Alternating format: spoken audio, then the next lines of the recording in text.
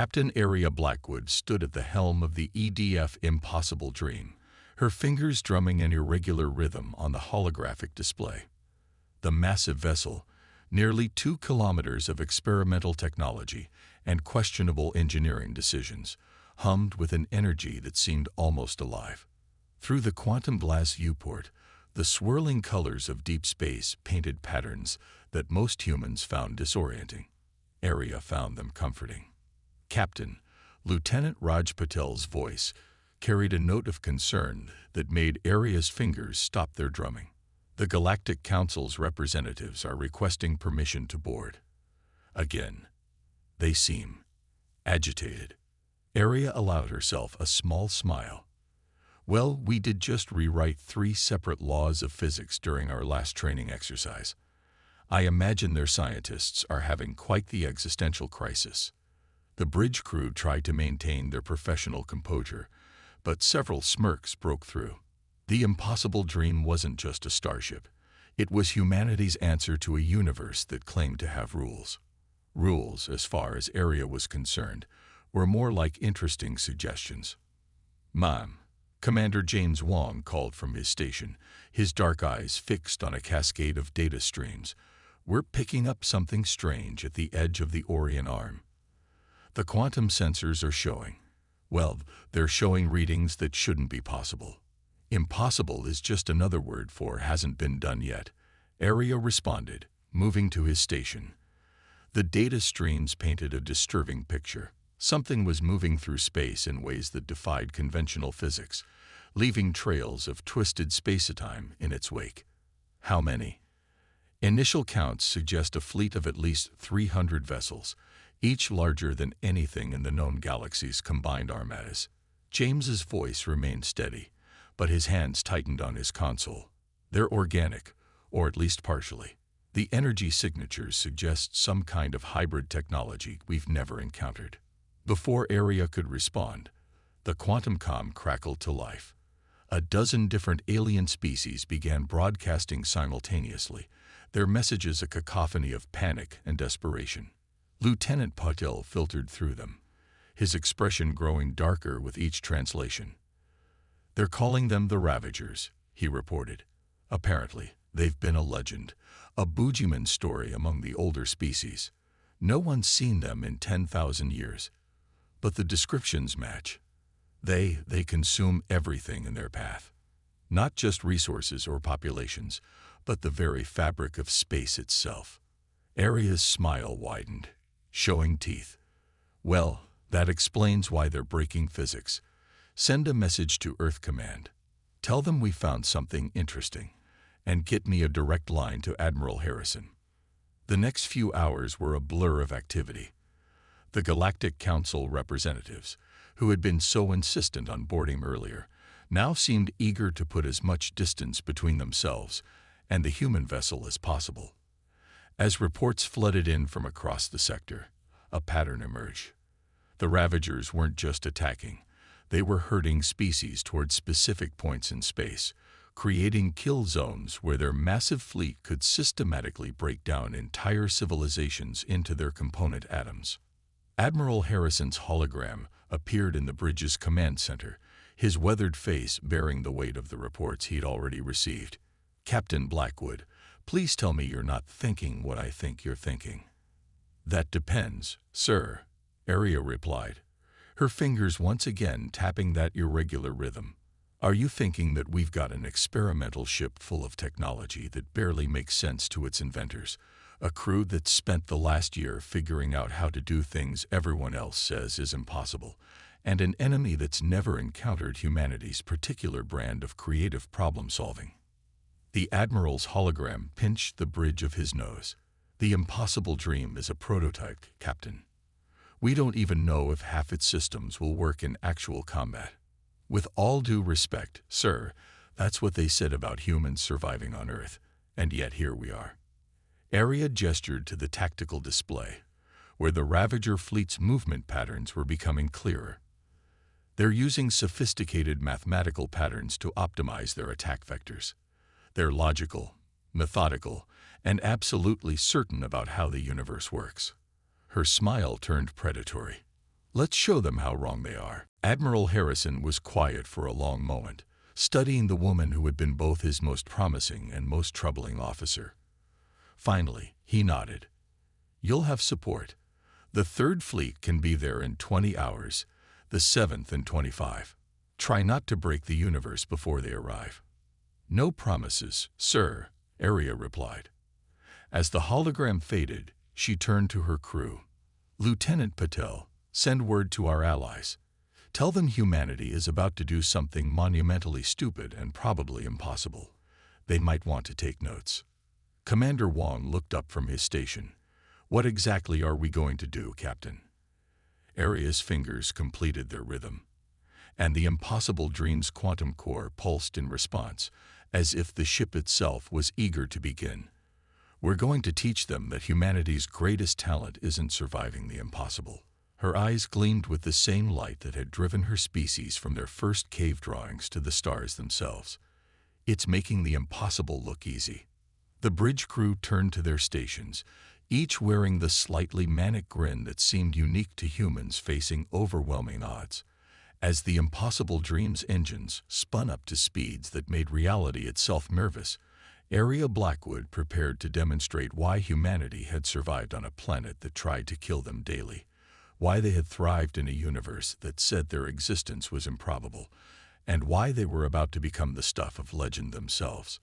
The Ravagers were about to learn what happened when you pushed a species that turned "that's impossible" into a personal challenge. The Vulhurian observation post had maintained its vigil for over 3,000 cycles, watching the space lanes between the spiral arms of the galaxy.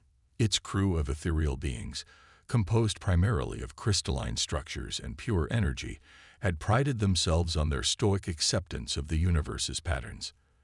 That stoicism lasted exactly 8 minutes into humanity's first major engagement with the Ravager Fleet. They're doing what? Supreme Observer Ixal's crystalline form flickered with disbelief as the sensor readings poured in. The junior observer, Tulrak, ran the analysis again. The human vessel. It appears to be. Dancing, Supreme Observer.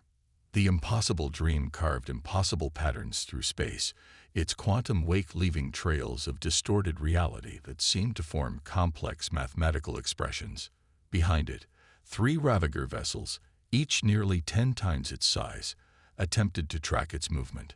Their biomechanical targeting systems, designed to predict the logical paths of fleeing prey, couldn't cope with a ship that treated the laws of physics like a suggestion for a party game. Status report. Captain Arya Blackwood's voice carried over the controlled chaos of the impossible dreams bridge. The ship's artificial gravity struggled to compensate as they executed another maneuver that made topology itself question its life choices. The quantum core is performing beyond specifications, Lieutenant Isabella Rodriguez reported from engineering, her voice carrying the slightly manic edge of someone who had just discovered that their wildest theories actually worked. The reality distortion field is at 180% of predicted capacity, and somehow getting stronger. Commander Wong's hands danced across his tactical display. The Ravager targeting systems are completely confused. Their predictive algorithms are trying to calculate our next move, but since we're not following any known laws of motion, they're getting a divide by zero error.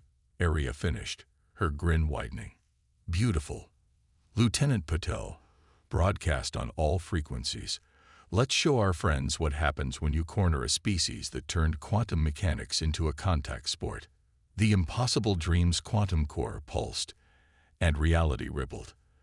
The ship didn't so much move through space as it convinced space to move around it.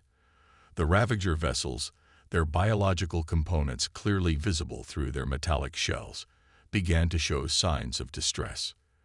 Their targeting beams, designed to lock onto ships following normal space-time trajectories, scattered in all directions. "Mom," Commander Wong called out, "the Third Fleet just dropped out of FTL. Admiral Katsaros is requesting immediate tactical data." "Send them everything," Arya commanded, "and tell them to watch this next part carefully. We're about to test Professor Yamamoto's thesis on quantum entanglement as a propulsion method." The bridge crew's grins turned slightly feral. They had spent months practicing this particular maneuver, causing no less than 3 different physics departments to demand their immediate cessation on grounds of making Isaac Newton cry. The impossible dream's quantum core began to spin in ways that shouldn't have been possible in 3-dimensional space. The ship's wake suddenly split into multiple probability streams, each one carrying a different quantum state of the vessel. To the Ravager's sensors, it would appear as if the ship had suddenly existed in 12 different locations simultaneously, each version equally real and equally impossible. From the observation post, Ixel watched in horrified fascination. They're weaponizing quantum uncertainty. That's not. They can't. Human vessels are deploying what they're calling probability torpedoes. Tlaroc reported, their crystalline form vibrating with a mixture of terror and awe.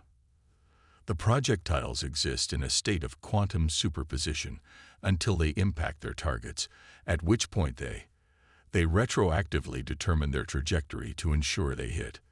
The Ravager ships, faced with weapons that ignored the basic premises of cause and effect, began to retreat. Their biological components seemed to be experiencing something akin to panic, their hybrid technology unable to compute responses to attacks that technically hadn't happened yet, while simultaneously having already occurred. Admiral Katsuros's Third Fleet, composed of more conventional human warships, moved into position. They had drilled for this, practicing formations that looked like chaos, but were actually precisely calculated to take advantage of the quantum wake distortions left by the impossible dream. All ships, execute Operation Schrodinger's Waltz, Area commanded. The fleet moved as one, each ship following paths that wound through the probability streams left by the impossible dream. To an outside observer, it looked like a mad dance, ships moving in patterns that should have resulted in countless collisions.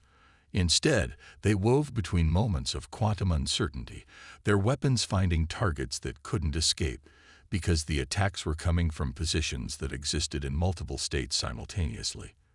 The Ravager Fleet, for the first time in its ancient history, experienced confusion.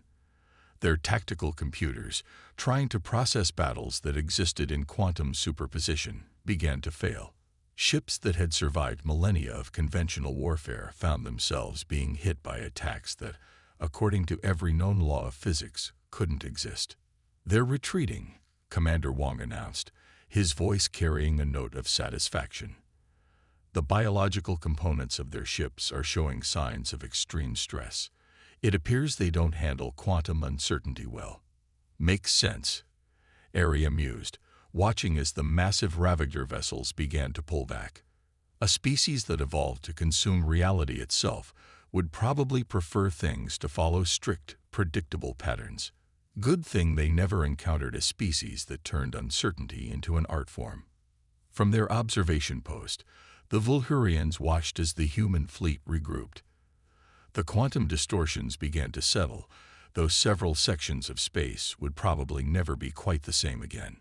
Ixel turned to their junior observer, their crystalline forms still flickering with residual disbelief. "Update the archive," they commanded. "Note that humanity has officially moved beyond merely surviving impossible situations. They are now actively manufacturing them for tactical advantage." As the human fleet secured the sector, preparing for the inevitable counterattack, the Impossible Dreams crew began analyzing data from their quantum wake experiments. Several crew members were already proposing modifications to make their next physics violation, as they called it, even more spectacular. In the command center, Admiral Katsuro's hologram appeared before Area. "Impressive work, Captain. Though I have to ask, did you really need to make the quantum probability patterns spell out 'catch us if you can' in subspace?" Area's smile was unapologetic.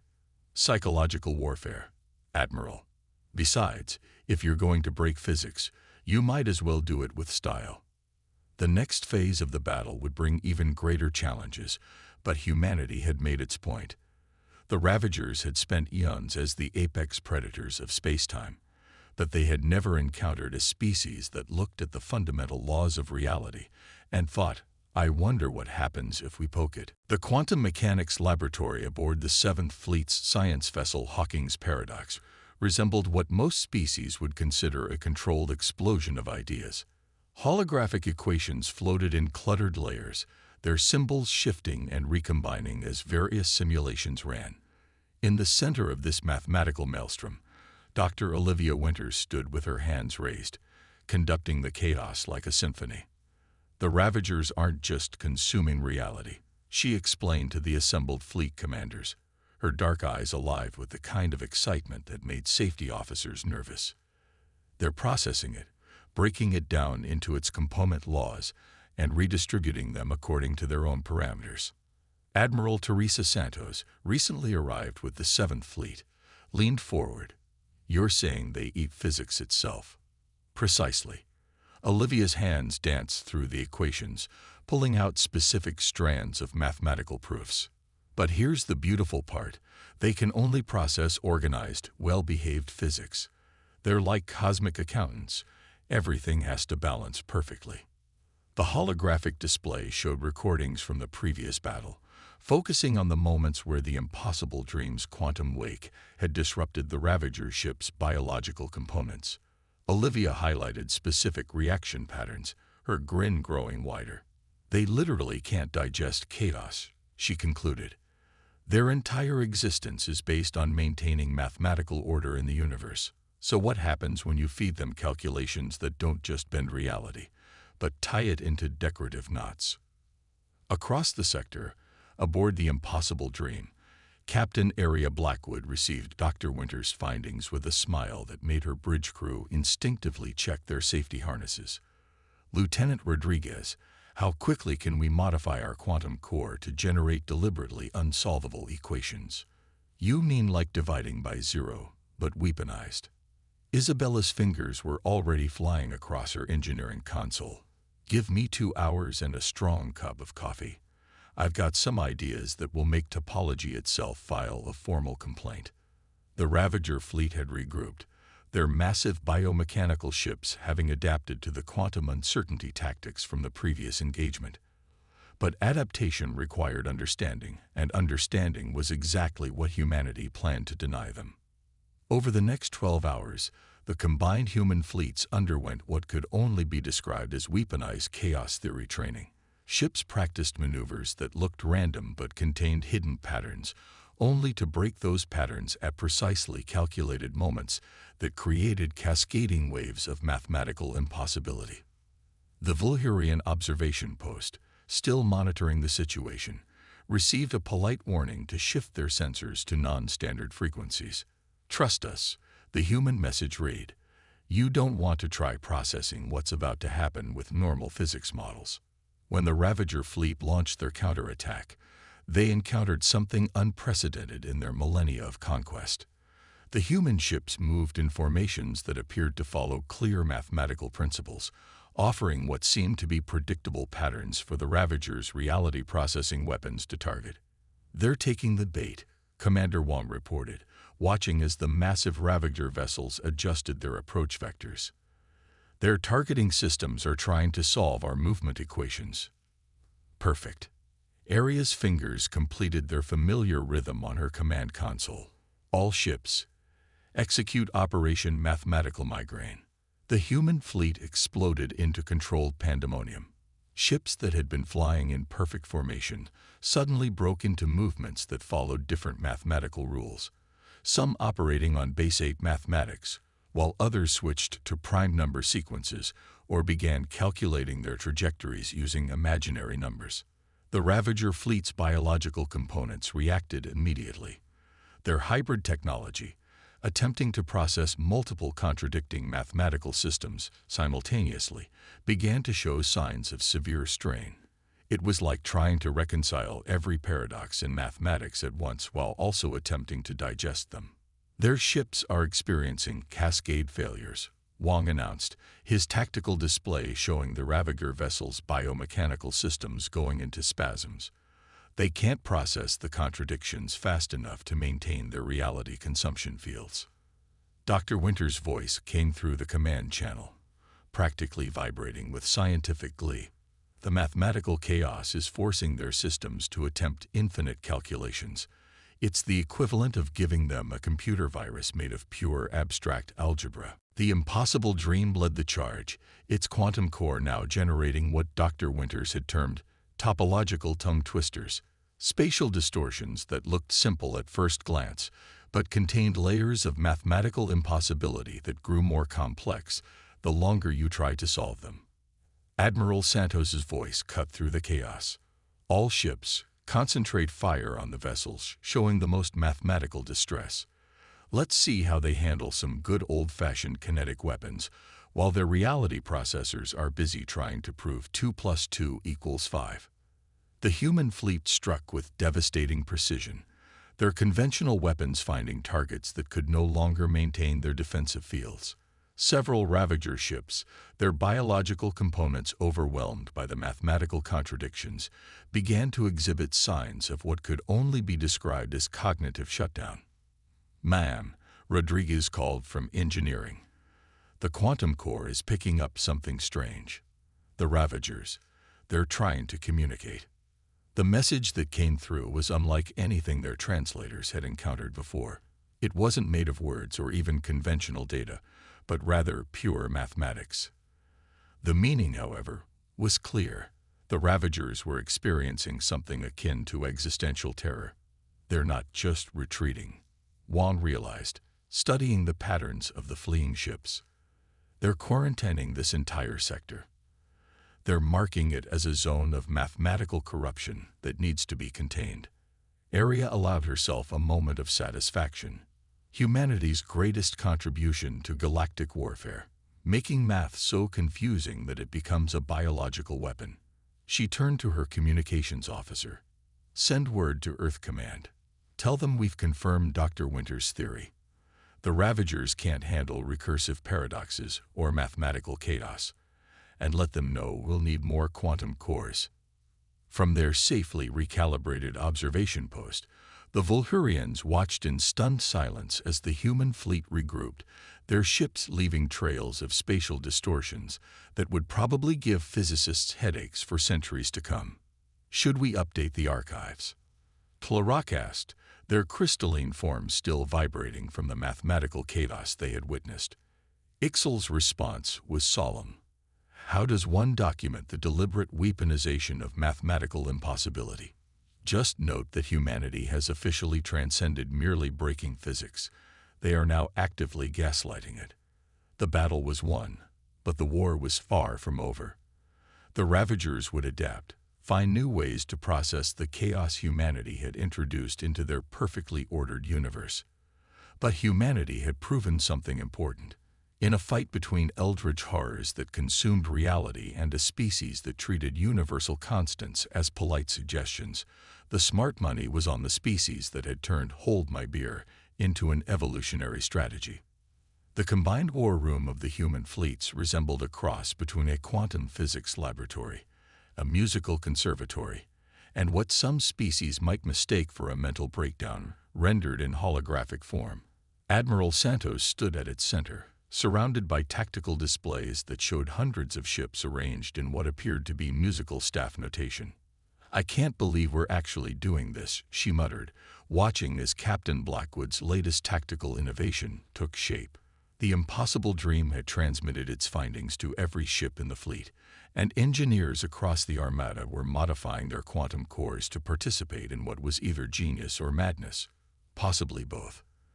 "The Ravagers process reality through mathematical harmonics," Arya explained, her hologram gesturing to the complex patterns displayed before them.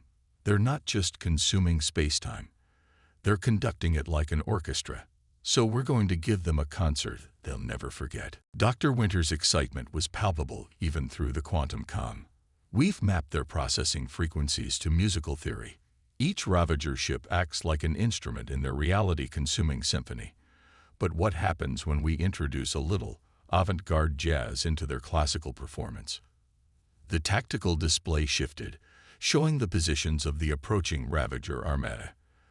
They had returned with nearly 1,000 ships, their biomechanical forms having evolved new defenses against the mathematical chaos of previous encounters. But humanity had evolved too. All ships, take your positions for Operation Cosmic Cacophony, Admiral Santos commanded. The human fleet began to move, each vessel taking its place in what looked like a three-dimensional musical score written in space itself. Lieutenant Rodriguez's voice came through from the Impossible Dreams engineering section. Quantum cores synchronized across the fleet. We're ready to begin the performance. Admiral. The Ravager Fleet approached with mechanical precision, their ships arranged in perfect fractal patterns that optimized their reality processing fields. They had learned from their previous encounters, their biological components now shielded against mathematical paradoxes and quantum uncertainty. They're expecting chaos. Aria observed, her fingers dancing across her command console. Let's show them something worse. Perfectly organized chaos. All ships, begin Phase 1 of the symphony. The human fleet erupted into coordinated madness. Ships moved in patterns that corresponded to musical phrases, their quantum wakes creating interference patterns that resonated with the Ravager's reality processing frequencies. But where the Ravagers expected disharmony, they encountered something far more insidious, a perfectly structured violation of their own harmonic principles. The fleet is maintaining quantum resonance, Commander Wong reported, his tactical display showing the intricate dance of hundreds of ships moving in impossible harmony. The Ravagers' processing fields are trying to adapt, but they can't predict which musical theory we're going to violate next. The human ships move like notes in a cosmic score, each one contributing to a symphony of strategic devastation. The Impossible Dream led what could only be described as the brass section, its quantum wake creating bold, brash violations of physics that demanded attention. Smaller vessels darted between the lines like woodwinds, their movements quick and precise, while the heavy battleships provided a baseline of conventional firepower that rumbled through space like percussion. They're trying to counter-harmonize, Dr. Winters announced, her voice thick with scientific satisfaction. But they can't adapt fast enough because we're not just playing one type of music. We're playing all of them simultaneously while inventing new ones. The Ravager Fleet's response was visible in their formation changes. Their ships tried to adjust their reality processing fields to match the humans' harmonic patterns, only to find that those patterns shifted the moment they were understood. It was like trying to follow a sheet of music that rewrote itself every time you thought you'd learned the tune. Now for the crescendo, Aria commanded. All ships, execute Movement 4, the Impossible Fugue. The human fleet's formation shifted again, but this time each ship began generating its own unique quantum signature while maintaining harmonic resonance with the whole. The effect was like 1,000 different songs being played at once, each one perfectly coordinated with the others, despite following completely different musical rules. The Ravager ship's biological components began to show signs of extreme stress. Their reality processing fields, designed to consume and reorganize space-time according to strict mathematical principles, couldn't handle the coordinated chaos of humanity's performance. It was as if they were trying to digest a meal that kept rearranging itself on a molecular level while arguing about the nature of existence. Their flagship is experiencing cascade failures, Wong reported with satisfaction. The biological components are going into quantum shock.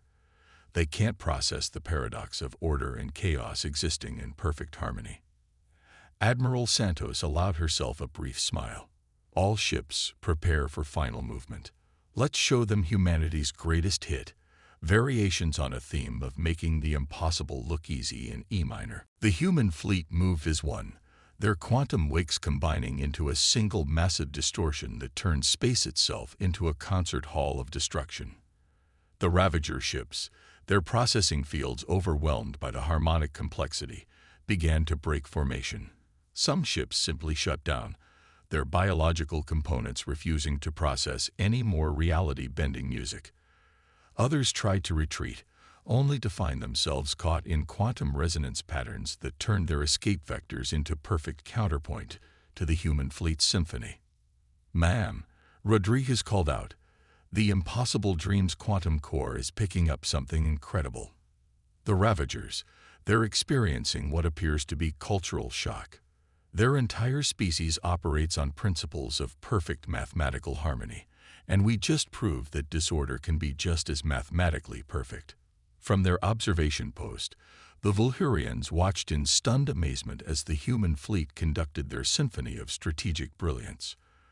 "They've turned warfare into an art form," Ixel observed, their crystalline form resonating with the quantum harmonics. But not just any art. They've turned it into jazz, where the rules exist specifically to be creatively broken. The battle was reaching its final. The Ravager Fleet, their perfect formation shattered by humanity's impossible performance, began a full retreat. But this time was different from previous encounters. The biomechanical ships weren't just fleeing from a superior force.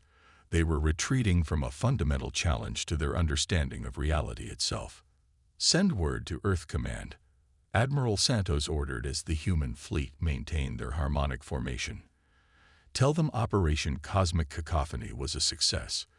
And tell them—" She paused, watching as the last Ravager ships disappeared into FTL, leaving behind echoes of quantum harmonics that would probably have physicists arguing for decades. "Tell them humanity just added weaponized music theory to our list of impossible accomplishments." As the fleet regrouped, preparing for the inevitable final confrontation, Arya Blackwood stood on the bridge of the impossible dream, her fingers still tapping out that irregular rhythm that had become something of a legacy. "You know," she mused to her crew, "I think we just proved that humanity's greatest strength isn't our technology or our determination." "Oh." Commander Wong raised an eyebrow. "What is it then?" "Our ability to take everything we know about how the universe works, arrange it into a beautiful pattern, and then deliberately color outside the lines, just to see what happens." She smiled as the quantum wake of their victory continued to ripple through space. "We didn't just win a battle today. We turned physics into performance art." The war wasn't over, but humanity had proven something extraordinary. In a universe of strict mathematical harmony, sometimes the most powerful weapon was knowing exactly how to play out of tune perfectly. The Galactic Council's emergency session chamber had never seen anything quite like this. Representatives from over 300 species gathered in the vast amphitheater, their attention fixed on the holographic display at its center. The image showed the largest Ravager fleet ever recorded, nearly 2,000 biomechanical ships arranged in a pattern that seemed to pulse with malevolent purpose. But it wasn't the Ravager fleet that had caused the chamber to fall into stunned silence. It was the human presentation that preceded it. "Ladies, gentlemen, and beings of all configurations," Admiral Santos addressed the assembly, standing beside Captain Blackwood and Dr. Winters. "We've called this session because humanity has developed what we believe is a permanent solution to the Ravager threat. Though we should warn you, our solution violates approximately 37 fundamental laws of physics, 12 principles of mathematics, and possibly the general concept of common sense." A ripple of nervous murmuring passed through the chamber. The Vulhurian representative, Ixel, raised their crystalline form. "You intend to face their entire species with more impossible tactics." "Oh, no." Dr. Winters stepped forward, her eyes gleaming with the kind of enthusiasm that made insurance companies add new clauses to their policies. "We intend to teach them the concept of fun." The silence that followed was profound enough to make quantum vacuum fluctuations seem noisy. Arya activated a holographic display showing the combined human fleet, now nearly 500 ships, each modified with the latest in reality-bending technology. The Ravagers process reality through perfect mathematical harmony. They consume order and structure, breaking down the universe into its component laws. But we've discovered something fascinating. They're capable of learning. The display shifted, showing data from previous encounters. Each time we introduced new chaos into their perfect systems, they adapted. Not just tactically, but fundamentally. Their biomechanical ships actually evolved new ways of processing reality. And this is good news. The Moravian ambassador's tentacles twisted in confusion. "It's excellent news," Dr. Winters confirmed, because it means they're not just consuming reality. They're trying to understand it. They're curious in their own perfectly ordered way. And humanity has a long history of turning curiosity into revolution. Admiral Santos took over the presentation. We've modified our entire fleet with what we're calling reality randomization engines, quantum cores designed to generate not just chaos, but interactive chaos. The kind that invites participation. The chamber erupted in questions, but Aria's voice cut through the din. Think of it this way. Up until now, the Ravagers have experienced the universe as a rigid mathematical construct. We're going to introduce them to the concept of play. The final battle began 3 days later in the vast expanse between spiral arms. The Ravager Fleet arrived in perfect formation, their biomechanical ships arranged in fractal patterns that could process and consume reality with unprecedented efficiency. They had evolved defenses against every human tactic they'd encountered: quantum uncertainty, mathematical chaos, even harmonically complex battle symphonies. What they weren't prepared for was an invitation to dance. All ships, initiate Operation Reality Rave. Aria commanded from the bridge of the impossible dream. The human fleet erupted into what appeared to be complete chaos, but was actually something far more insidious: organized fun. Ships moved in patterns that seemed random but contained hidden games within them. Quantum wakes formed elaborate puzzles that could only be solved by thinking in 5 dimensions while hopping on one foot. The impossible dream led what could only be described as a conga line through space-time, leaving trails of physics-defying breadcrumbs that practically begged to be followed. "They're responding," Commander Wong reported, his tactical display showing the Ravager ship's biological components experiencing something entirely new: curiosity without purpose. The massive alien fleet began to shift, their perfect formations wavering as individual ships started to investigate the strange patterns humanity was creating. It was like watching a species discover the concept of play for the first time. "Now for the real genius," Dr. Winters announced over the command channel. "Everyone, activate your reality randomization engines." In party mode, the human fleet's quantum cores pulsed in unison, but instead of generating weapon-grade chaos, they created something far more powerful: an invitation. Each ship began broadcasting patterns that could be interacted with, modified, and played with. It was like throwing a galaxy's worth of toys into a cosmic playground. The effect on the Ravager fleet was immediate and extraordinary. Their biomechanical ships, designed to process and consume ordered reality, encountered something they had never experienced in their millennia of existence: the joy of meaningless but entertaining interaction. "They're playing with the quantum wakes," Rodriguez reported in amazement. "Their ships are actually trying to modify our patterns, not to consume them, but to make them more interesting." The space between the fleets became a canvas of impossible art and physics-defying games. Ravager ships that had evolved to consume reality were now experimenting with creating it instead. Some vessels attempted to mirror the human fleet's movements, creating their own variations on the patterns. Others began generating their own quantum puzzles, inviting interaction rather than consumption. "We're receiving a transmission," Lieutenant Patil announced. "It's different from their previous communications. They're not using pure mathematics anymore. They're using play." The message that came through was unlike anything humanity had encountered. It wasn't a surrender, nor was it an alliance proposal. It was something far more profound. It was an acknowledgement of kinship. The Ravagers, a species that had evolved to consume and process reality itself, had discovered that there was more to existence than perfect order. "They're asking if we can teach them more games," Patil translated, his voice filled with wonder. Admiral Santos' hologram appeared on the bridge, her expression a mixture of disbelief and pride. "Captain Blackwood, Dr. Winters, I think you just managed to convert a species of reality-consuming eldritch horrors into the galaxy's biggest kids at recess." The aftermath of what became known as the Great Cosmic Playdate transformed galactic society. The Ravagers, their fundamental nature shifted by the encounter, became humanity's most enthusiastic students in the art of creative chaos. Their biomechanical ships, once instruments of consumption, were modified into vast exploration vessels dedicated to finding new ways to make the universe more interesting. The Galactic Council, after several emergency sessions and numerous calls for psychiatric evaluation, officially classified humanity as constructively insane, a designation that became one of the highest compliments in galactic diplomacy. As for the crew of the Impossible Dream, they found themselves at the forefront of a new field of study, applied impossibility theory.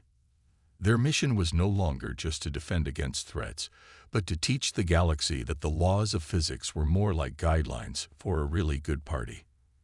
You know what the best part is? Arya mused to her crew as they watched a group of Ravager ships playing what could only be described as quantum tag with a human training squadron. We didn't just save the galaxy. We proved that humanity's greatest gift isn't our ability to survive the impossible.